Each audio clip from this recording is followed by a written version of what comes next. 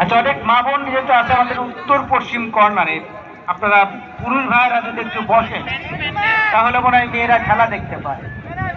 ওরা আপনার তো অনেক জায়গায় যেতে পারে, কিন্তু মহিলারা তো যেতে পারে না। তারপরেও যে মহিলারা আসছেন এজন্য ধন্যবাদ জানাই, কারণ চেয়ারও ফাঁকা রয়েছে। মাত্র 20 টাকার চেয়ার যদি ফাঁকা থাকে, কাহালুর মধ্যে থেকে আর কি দুর্ভাগ আর কিছু হতে পারে না। সারা জীবন যদি আলু ভর্তা দিয়ে ভাত খান, একটা গোস্ত মাছ কতদিন খান? এই যে আন্তজেলার খেলা, মাত্র 20 টাকা চেয়ার দিয়েছে হৃদয় ভাই। চেয়ারের ভাড়াই তো 5 টাকা, তারপরেও 20 টাকা দিয়েছে যে এই অঞ্চলের মানুষ একটু বিনোদন দেখুক। দেখেন আজকে কোন কোন দুইটা দল আসছে, একদিকে দিনাজপুর, একদিকে চাঁপাইনবাবগঞ্জ। লিখন ঝাঁকড়া চুলের অধিকারী লিখন ক্লিয়ার করলেন সেন্টার ব্যাক থেকে এই অবস্থায়।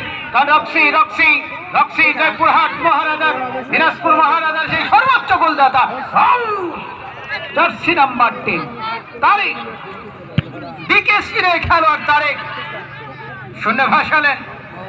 লম্বা লেফটের সেন্টার ব্যবস্থা হেড করে বাড়ালেন যাতে গোলকিপার বাবু।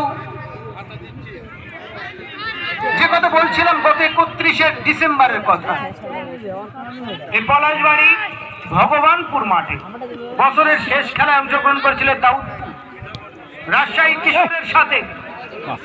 সেখানে গোল শূন্য মীমাংসিত হয়ে পড়ে টাই ব্রেকারে জয়লাভ করে এই দাউদপুর ফুটবল একাডেমি।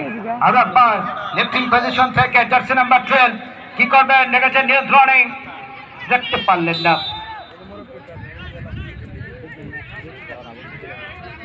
আব্দুল মমিন জিল, যিনি আজকে মাঝ মাঠে বাঁশি বাজান।